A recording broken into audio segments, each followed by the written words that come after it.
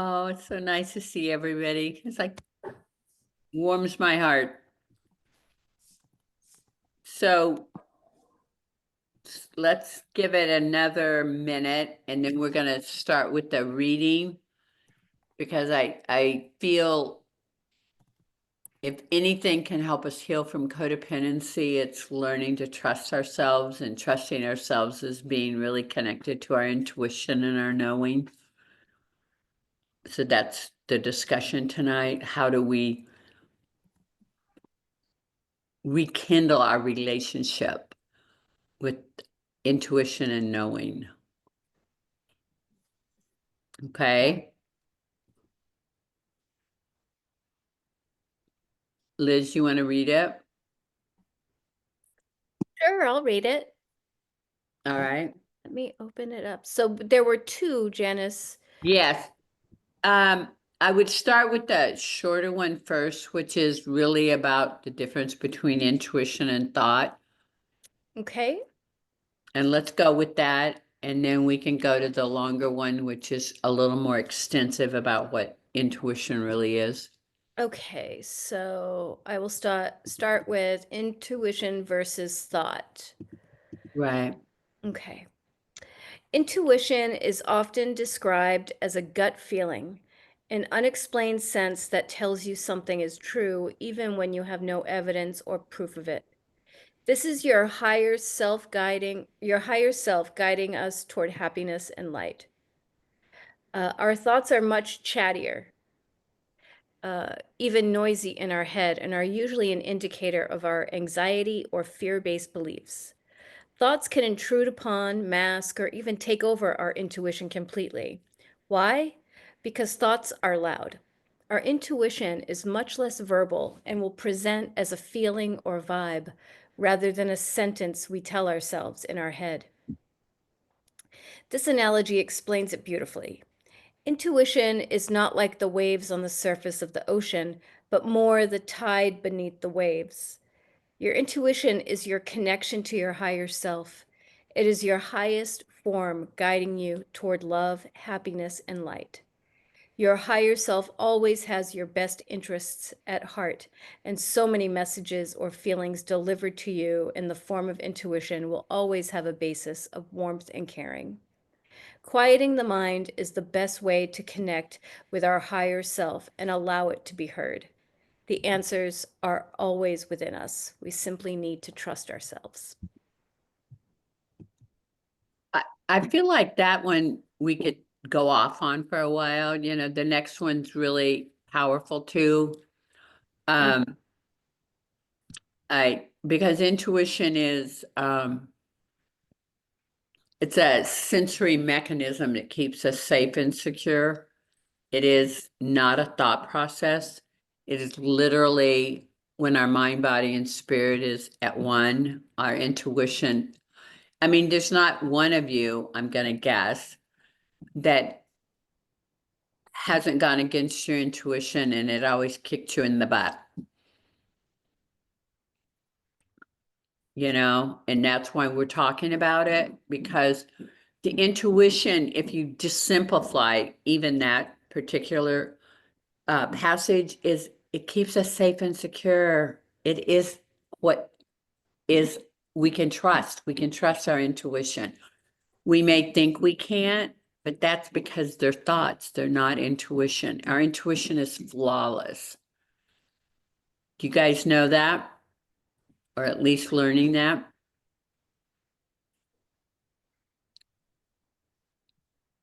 Learning So that. do you want to read the next reading or do you want to go with just this one?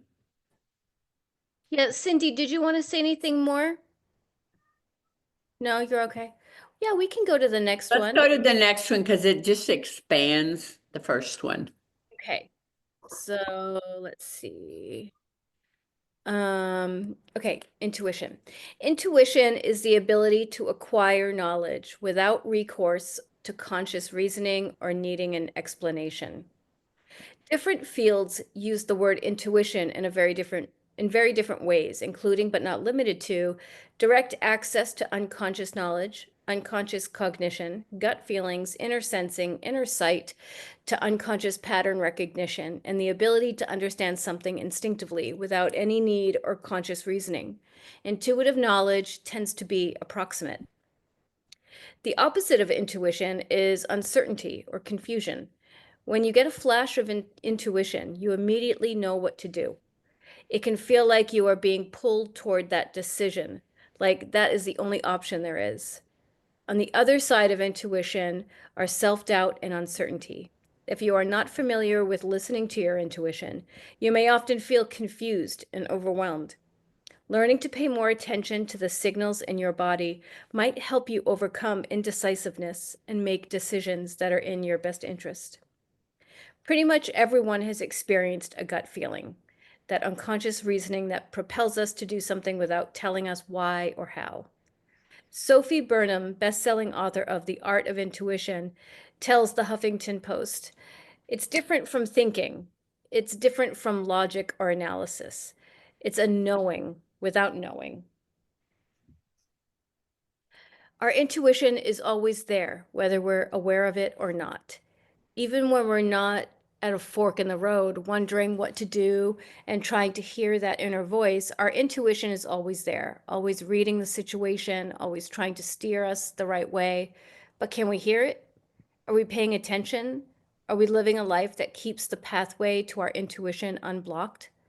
Feeding and nurturing our intuition and living a life in which we can make use of its wisdom is one key way to thrive at work and in life. The number one thing that distinguishes intuitive people is that they listen to, rather than ignore, the guidance of their intuitions and gut feelings. Steve Jobs called it, for instance, more powerful than intellect. Practice listening to your intuition and intuitive voice. Without this practice, you will stay in your head and trust your disordered thoughts to guide you. Intuition is our flawless guidance system to safety and security and self-trust. Oh, I love that last line. Because we are so conditioned to trust our heads, because that was our safety zone when we were little, is to go into our head. And I'm not taking that away. I'm just saying that we've grown past that.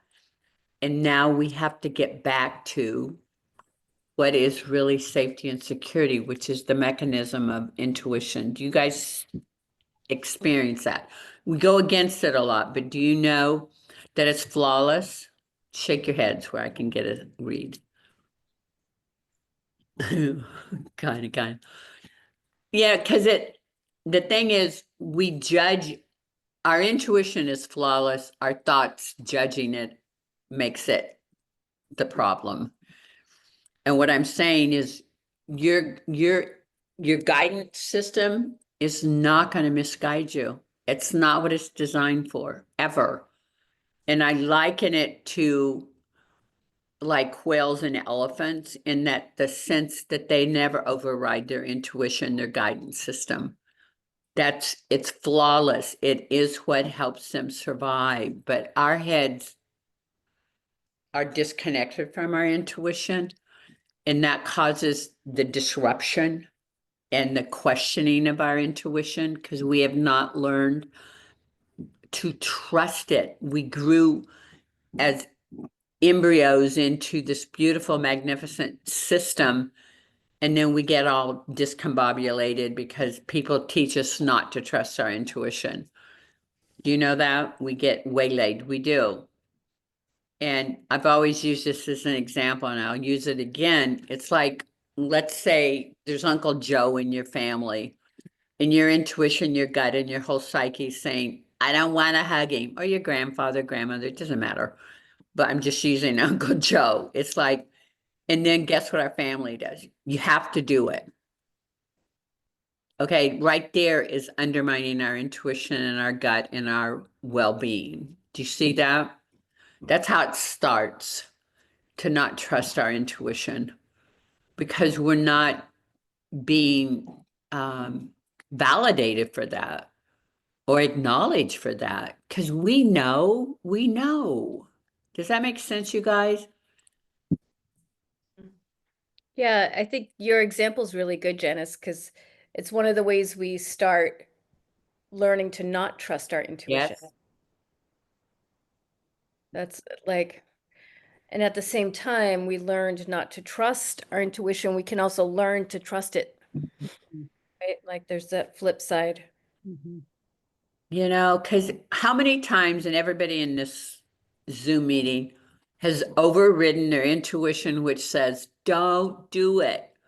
And we're like, and we justify and override it. We do, we justify, we rationalize Mhm. and override our intuition, which literally, I want you guys to hear this. It is our safety and security. It is. It's our guidance system.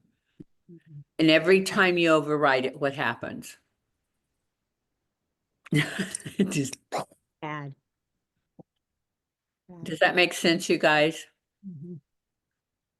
So I want each of you guys to share too. It's just really important because if if we can start honoring and feeling and experiencing Mhm. the importance of our intuition, we're gonna not override it with justifying and rationalizing why it's not keeping us safe. I'll start. Okay. Um,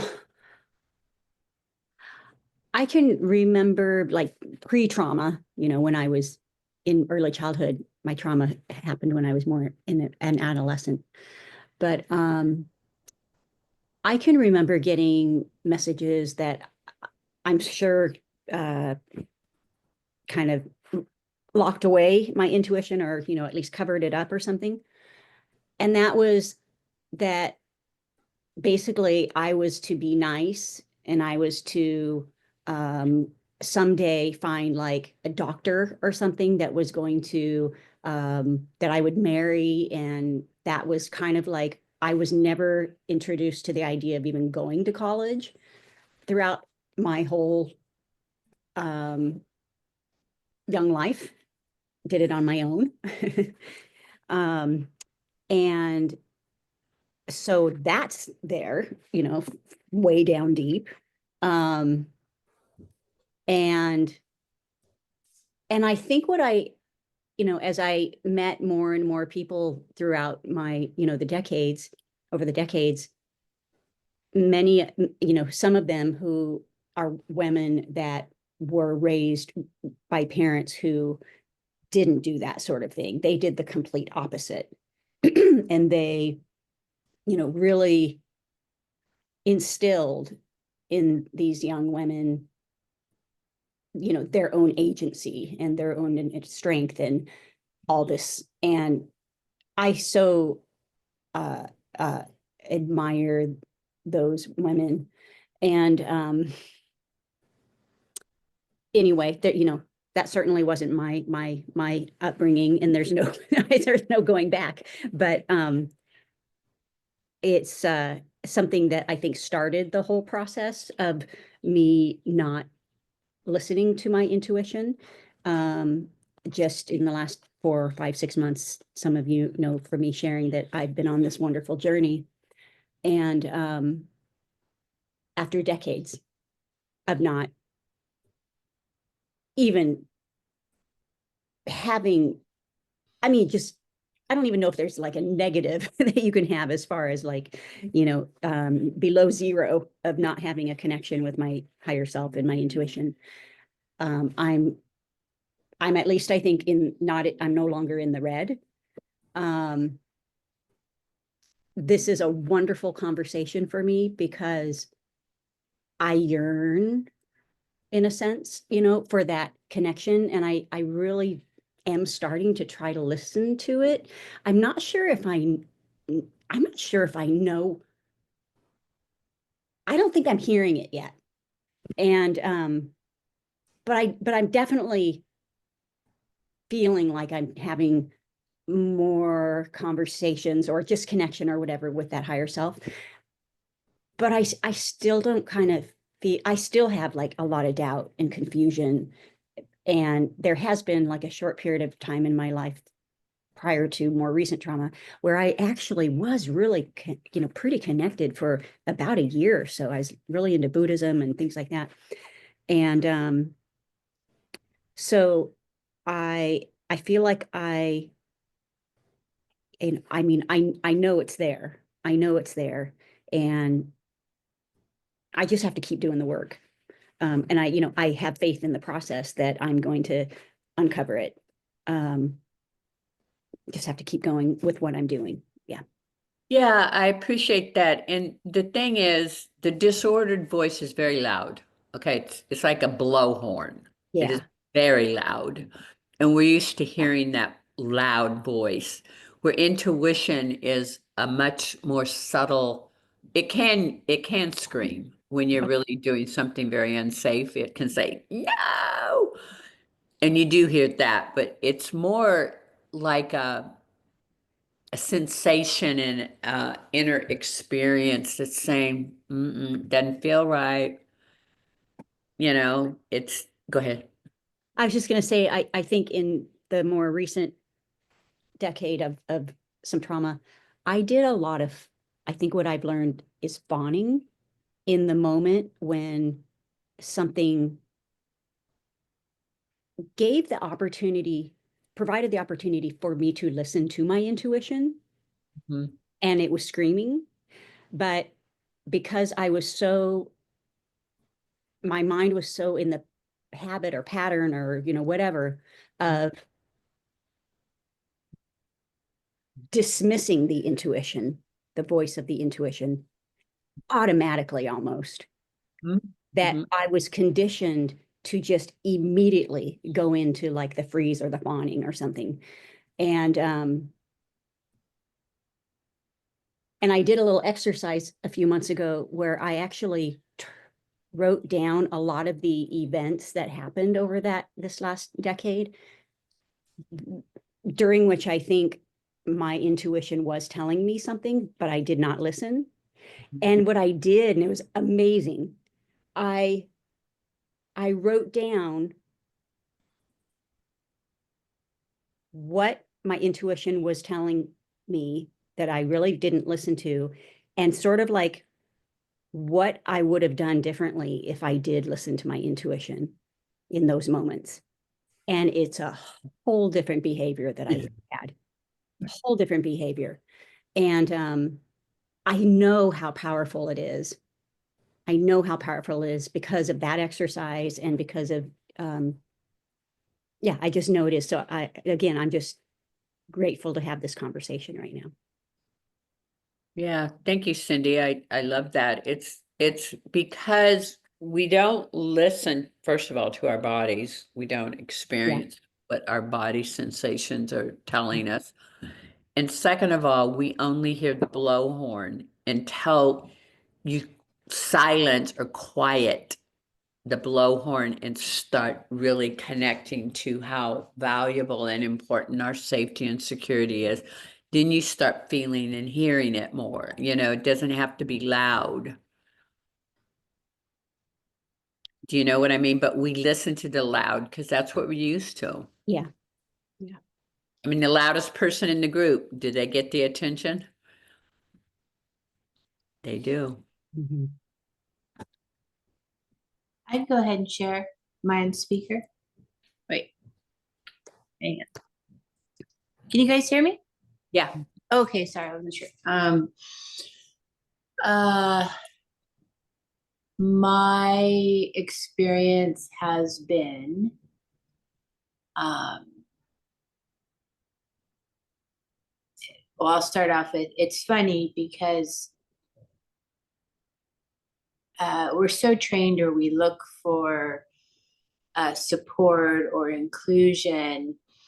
Like I might have to make a decision, but then I'm going to call 3 people. Like I might feel that feeling, right? That, oh, but no, I got to check in with 3 or 4 different people. Is this the right decision? Well, what's your perspective? And then by the end, I am totally out of touch with what the original signal was, because I've taken in all this information from the outside, or maybe I've looked shit up on the internet. I don't know, just tempting to change my opinion, right? And I just find, for me personally, that the only time, not the only time, because I get downloads sometimes when I'm driving, that my intuition comes into play is, I have to be alone. I can't have the static of other people around me. I can't have loud noise around me. I just have to be quiet and I have to listen. And I can't do that if I'm trying to play numerous roles in my life, right? I'm trying to be a mother, or this person, or that person, because that's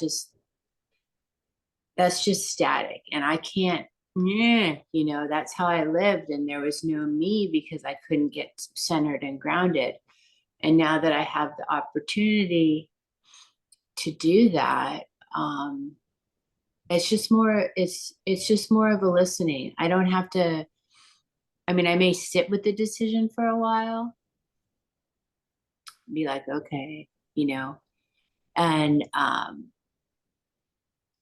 it's just crazy. And one example was like, I don't go out at night. I mean, I may do something here and there, but my girlfriend invited me to the Padres opening day, and I was driving and I was in flow and I was all good energy. And she's like, you want to go to the baseball game? And I was like, holy fuck, I'm going to leave the house. What are you talking about? But it felt like this big pull to, like, it was just this clear path to go to the game. There was nothing stopping me. There was no fear, no like, oh, there's going to be too many people. Who am I going to sit next to? My normal bullshit serenade. And I just went and I had a good time. And it was so clear to me. And that was just, intuition, whatever you want to call it, that was just like a pull that took me there out of my normal routine, which was really cool. And I had a great time. So that was an example for me. Thanks. I love that. Because we all have minutes, moments, experiences of intuition. The thing I want from this group tonight is to manifest it as an ongoing, we grab hold of and embrace it. Because it always works out. It is flawless. It's like I said, what keeps elephants and whales alive is it's flawless. It's not something they second guess, because then it wouldn't be flawless, right? Janice, I wanted to share a question or comment and question that Jen had. I think is really, really good. In recent times, my confidence is less than before and my intuition challenged and then ignored to be a people pleaser. Anyone have methods for strengthening the intuition? I love it. Good I question. love it too. So let me ask you, Jen, when you feel your intuition, do you override it? You can shake your head, you can talk, whatever you want to do. Sometimes I think in previous years it was very strong, and looking back, like I didn't feel like I wasn't conscious about it back then as I am now, because I've learned so much. But back then it was very strong and I followed it a little bit more. In recent events and within the last couple of years, I ignored it and it kicked me in the butt, like you said. And then my confidence fell. And then I'm not, I mean, it's still there to some degree, but it's not as strong as it used to. And I think it's just sleeping. I don't think it's gone away. I think it just kind of like is taking a nap a little bit here. And I want to see like what can I do to kind of get it back, and how strongly related is it to confidence? Well, I think intuition is the director of all things. Okay, that's what I think. I think confidence comes and goes. It's just, I don't think people are confident. I think confidence comes and goes, but I do believe intuition is the precursor to feeling empowered and connected. You know, confidence, I mean, you guys can speak to it. I think it comes and goes because it's not a core thing. It's more of a moment thing. It's like, I feel so Yeah. confident Yeah. instead of I feel so empowered, because that can't get taken away from you. Confidence, Yeah. That can ebb and flow, it but does. intuition stays steady. It's always Mhm. there. It's your North Star. True, true north. It is. It is. Yeah. We want to feel confident, which ebbs and flows, or we want to feel strong, which ebbs and flows. But empowerment is the interconnectedness. It doesn't ebb and flow. The empowerment is, to me, the consistent thing, Hmm. if that makes sense. I don't know if that helps, but No, that definitely helps. Is there methods or tools for strengthening that in terms of like practices, um, outside of just like pausing, and or is that the best tool out there, is just pausing and trying to like connect inward versus and separating any outward emotional moments?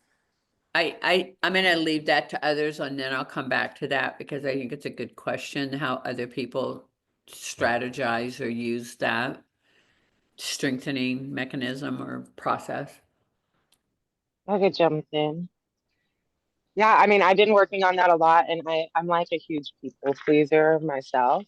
Um, so I've been really practicing like recognizing like when I'm doing it and like really like forcing myself to step back, and also like I've come to like it's come to my light that like with my co-parenting, I've actually also been like not following my intuition on that.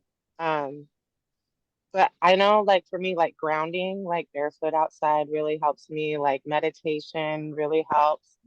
Um, and like, sometimes I have to have, like, when my brain gets too much, I have to, like, tell myself, like, no, right? And recently, over the last, like, couple weeks, have really been paying attention to the body sensations that I have too. And like, with that, it's, like, giving me a little bit more insight. I don't really know how to explain the body sensations other than that because I'm sure it's different for everybody.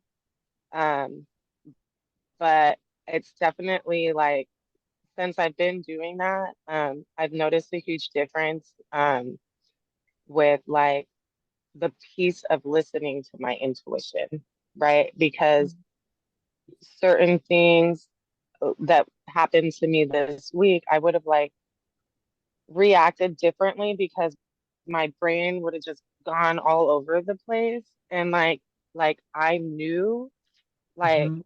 everything was gonna be okay. Like I knew it. Like it just all over. Like I just knew it, and it was, you know. Um so I mean that's all that's like how I've been kind of doing it, and I've just really been also just like really like trying to be open-minded, but like with boundaries with other people, because what I've realized is like letting a lot of people um like tell me what they think or like how things should be or whatever it is, like it really gets me all jumbled. So I've been really trying to like give myself the space and the pause time and like the time for me to process things, if that makes sense. Yeah, it does. Yeah. Thank you, Sarah. Yeah, It's that like, was. go ahead. Oh, sorry. Go ahead. No, go, Jen. That was I love that. That was very, very helpful, and I feel like I'm somewhat. I mean, it came naturally to me before, and then like I feel like I kind of lost it a little bit. But I love the idea of like just grounding, going out, having your feet touch the grass, and then just tapping into what emotional sensation am I feeling, and letting that kind of like sit with it, and then take it where it needs to go for guidance.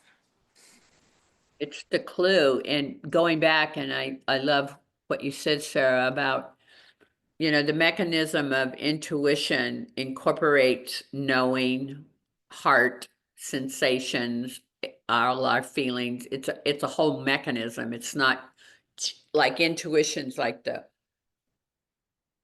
overseer of all those things. And when you're working in conjunction, your intuition's online because you know what's going to happen. Just like you said, Sarah, you knew because you were in flow with everything that was telling you. Hi, everyone. It's Julianne. I've had some technical issues, so I missed some of what everyone said, but so far the shares of what I have heard has been great. Um, Here's another way to tap into your intuition is hire people to replace your fence. But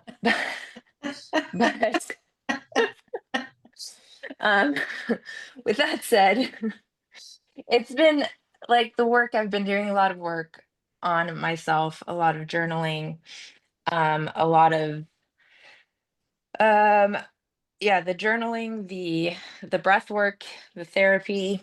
Um and one thing that I realized recently is how many red flags I overlook, and like those red flags are my intuition saying like, hey, this doesn't align with your values. Yo, hello. um and I can look back, and in the moment I can, like, now that I've been practicing it and trying to be mindful and aware, I can kind of go back and feel what I was feeling and think of that feeling, or at least like connect with it, so that, I mean, hopefully next time um I'm a little bit better at intuiting, um and listening to myself.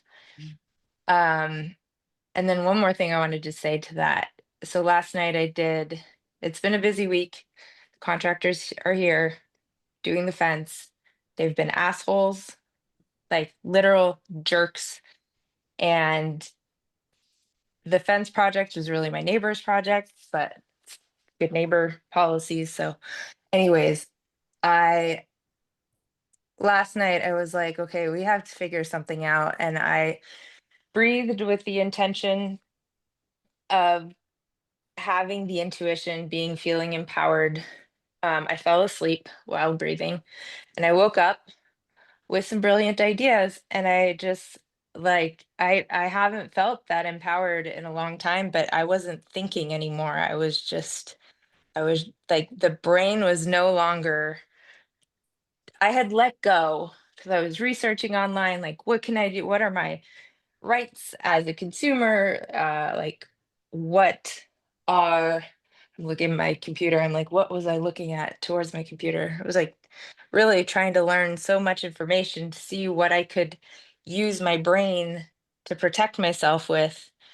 And I was so tired last night. I was like, whatever. At this point, I guess I don't care. And as soon as I have that let go, like, I breathe with that intention. I'm like, I hope we can figure this out. And the universe just provided. And you know what? I have a fence now, and everyone seems to be kind of happy. So what what a concept.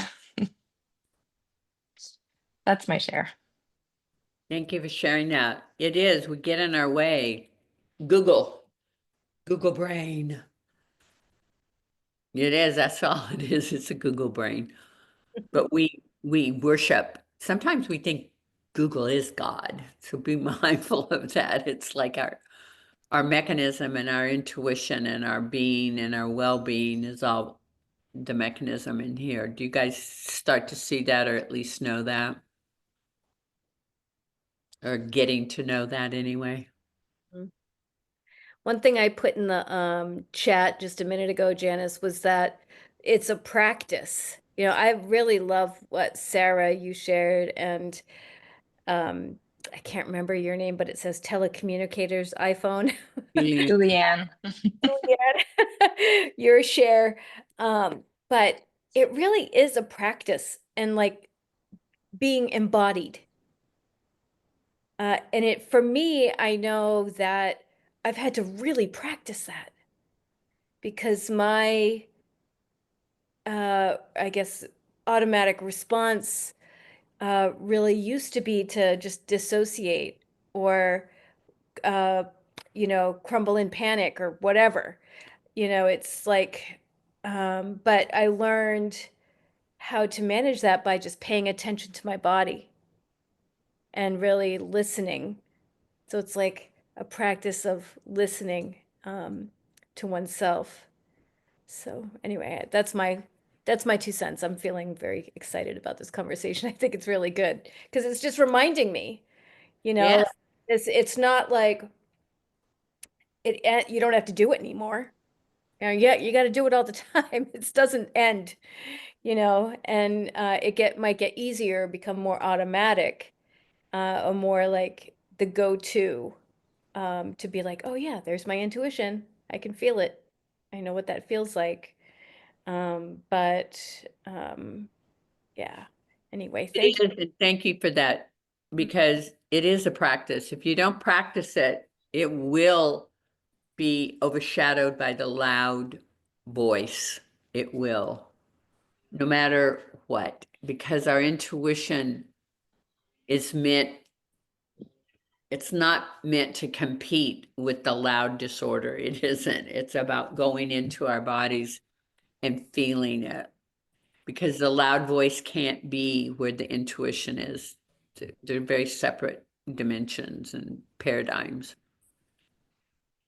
I was gonna jump in and say one thing real quick too. I had experienced last week also um like really intense emotions and like kind of the brain like taking over, but I realized that the chatter was taking over, but I still needed to like feel the feelings that I was feeling, like as uncomfortable as they were, but like not like hold on to them, right? So once I was able to like feel the feelings and get all my cries and all my stuff out, um, I was able to like step outside. I did some grounding, I did some breath work, right? And then like I just kind of like was able to like clear my mind. And that's also when I started to like I wasn't fighting my brain, right? I was feeling it. And even though it was like something that I didn't want to do, I like knew that it was something that I needed to do, and it was just like, yeah, it was just like everywhere. So I just wanted to share that because it was like I had to like I wanted to block those feelings like really bad and disassociate because that's like the normal for me. But like going through them and clearing that out was what, and then grounding myself, I think is what really like helped me connect to like my intuition guiding me on that. Even like, because like my mind didn't want to do it, but like I knew that it was the right thing to do. So yeah. And it worked. I mean, that's the coolest part. It works. It does make you feel better, and you make better choices. You don't use your brain to try to rationalize and justify the choices you make. You know? I find this one really interesting for several reasons. First of all, this is actually a question I brought up to my ninth grade class about intuition because we're reading Romeo and Juliet and the idea of following your intuition and not. So I went to them about what happens when you don't follow your intuition anyway. My problem is that sometimes I can't decide between intuition and what I think is the right thing to do. And that's the one that gets me every time, is what I think it's right. And is that the same as my intuition that I'm doing? And how do I disassociate those two from each other, and go on? That's a beautiful question. And my first and probably only thing I'm going to say about that is anytime you're thinking you're not in intuition, ever, It's not a thought. So that's the first clue. If you're thinking, you're you're not an intuition. Intuition's a feeling and a sensation and a guidance system. Do you see what I'm saying? They're Yeah. like on different planes. And it doesn't mean your intuition can't embrace your mind. But if you're in your mind and not in your intuition, you're in your thoughts. And that was the first reading we talked about the difference between thoughts and intuition. Right, And I'm glad you brought that up because many of us think we're intuiting. We think it. right. And as soon as you're thinking, you just bypassed intuition. Yes, that makes sense. Thank you. Can I Yeah. share? Well, like two quotes, but maybe we don't have time for both. So I read a book called Into the Magic Shop, by, I don't remember his first name, but last name is Doty, I believe, Doty. And he described the he described it like, to me it made sense when he was talking about like quieting the mind. And his teacher taught him to quiet the mind by kind of explaining, like, oh, let me backtrack. This is hard to conceptualize. So he's going to this teacher. This teacher shares and shows him how to quiet his body. And the next step is to quiet his mind. And he's like, I don't know how to do this. And the teacher says, well, how do you quiet your body? And he explains, well, I hear your voice. I go through in my head what you've told me to do, and it's the teacher's voice that he's hearing. And the teacher said, well, but I'm not there. I'm not there speaking. And so that's the chatter. That's your brain. It's like a radio. They can compared it to a radio station, where like, and I'm trying to notice this for myself, like when I am speaking in sentences and thinking thoughts through, that is my thinking brain. And the quieting the mind, I feel like, you can correct me if I'm wrong, Janice, but like, I don't, when your mind is quiet and your intuition is, and your heart is open and your intuition is there, like there's no need for words. I It, totally agree. And what I was going to say is my mind is never quiet. But my intuition is honed, but it's in the background. It's not in the foreground. That's me personally, how I do it, because I am not able to quiet my mind. I'll own it. But I am able to hear my intuition over it. So it's really what you're saying. It's just a different process, because everybody has a different relationship with what quieting the mind is. I don't know. well, I I guess, go yeah, I ahead. was just describing that, like, what's the difference between the thinking, what is right Right, and right, what is intuition? That right. question is so good because it's like, what is right? But if we have to think about it, it's almost like we're rationalizing something You based are. on of our previous lives. And you're questioning yourself, which is overriding the intuition. It's a good question, though. Anybody else have any input? Because I think it's a very important conversation. And I think I have something to say, Sure. and I don't know if this will help other people. I'm just starting to do it in the last couple of days, so I don't have anything to share as far as results yet. But because I am, pretty much always in my thinking with thoughts mode, or you know what I mean, and not able to really hear yet the intuitive voice very well. I'm at least trying to I'm trying to recognize what emotions and feelings I might be having. I'm trying to start there because maybe that will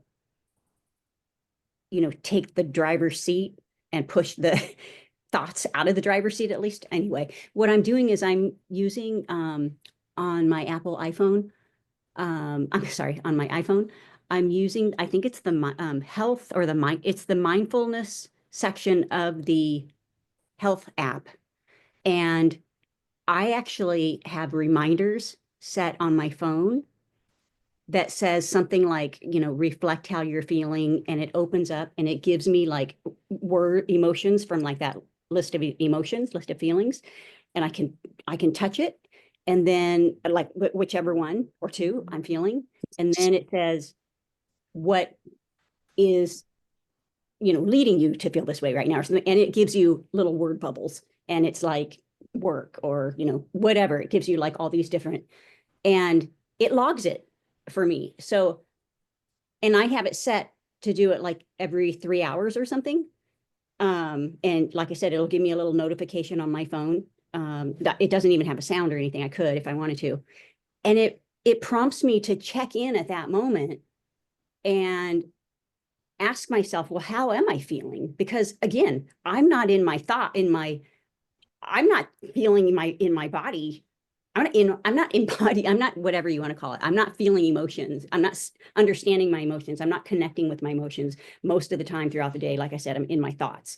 And so that's what's helping me. My hope is that that maybe that'll even be, just help become a habit or something. And where I can just start noticing, oh, hey, this is how I'm feeling about that. And so anyway, I'm hopeful. I love that practice. It is a practice. It's a very important practice. However you practice, just practice feeling or whatever you want to call it, get dropping in, whatever that practice is, just do it. It's a reminder for me because that's where I am, is I actually need a reminder to do that. Yeah. Yeah, you're not the only one though, Cindy. I want to say I did that for a very long time. I would set my phone alarm, like maybe 4 or 5 times a day, just so I would stop and check in. Okay, am I in my body? Because I live up here too, and I can just go wherever my mind takes me, and it's usually not great. Um, so setting the alarm is so helpful. It really Um, helped you. yeah, and because I think it's like practicing and training myself to pay attention to my feelings, Yes. to get into my body, to recognize what I'm feeling, and sometimes, using that feelings wheel, like we looked at that in one of our groups here, is No, so it's a helpful. feeling sheet Feeling sheet. with sensations at the bottom. That Yeah, one we should send yeah. out. So that is, there's the link on that. If you click the link to the readings, you can click the link to the feeling sheet or website. It's Thanks, Julianne. really, really has helped me. Good to hear. Thank you. Sarah, yeah, Sarah, you've been using that too?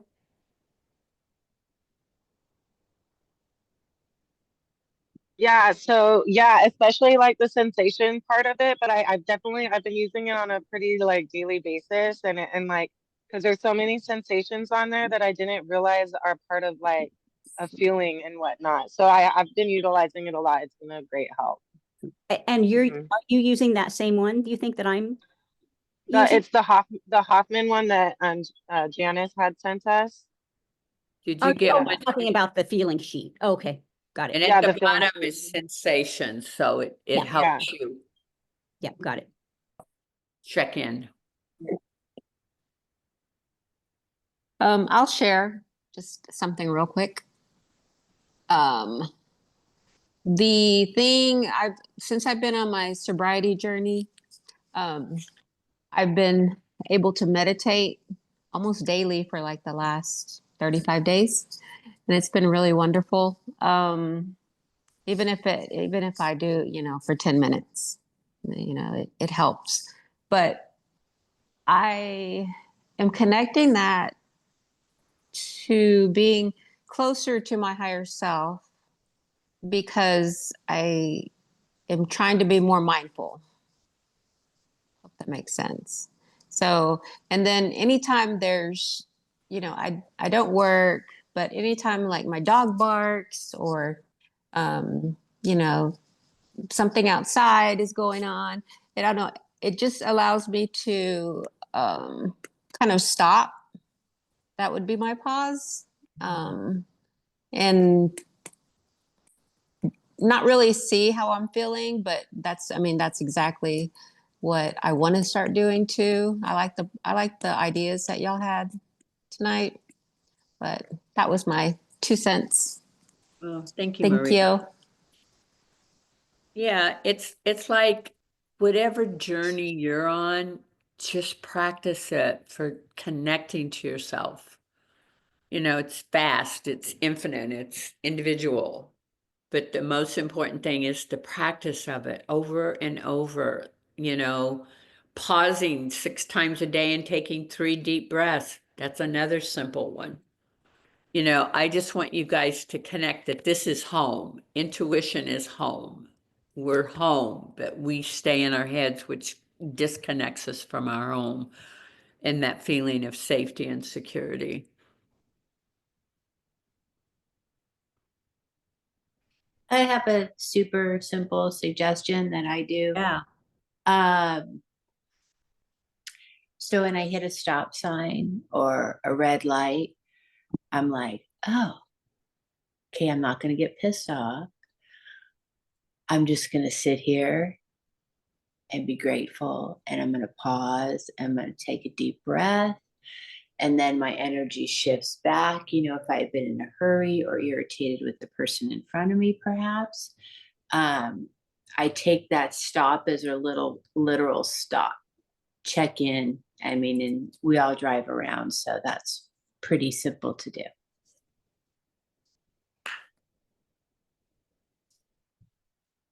Yeah. I'm glad we're all sharing because everybody has their own way. And so we can collaborate and use whatever works or expand or have a tool belt instead of just one process. I really appreciate the group for expanding and sharing. It's very helpful, you know. So any last minute comments or anything that you want to share? Or Bailey, did you want to share? No, you're good. Okay. Yeah, I agree. Nice about the stop sign. Jen put that in the comments. That's a really good, A nice stop. yeah, I've never heard of that. I've never heard that strategy before, but I really like it. I will definitely do it. All right, you guys. Well, thank you. Thank you for showing up for yourself and each other. Thank you. Have a good Thank night. you. Bye, everyone. Bye, you Bye. guys. Thank you. Thank you, Janice. Thank you, Bye. ladies. Bye.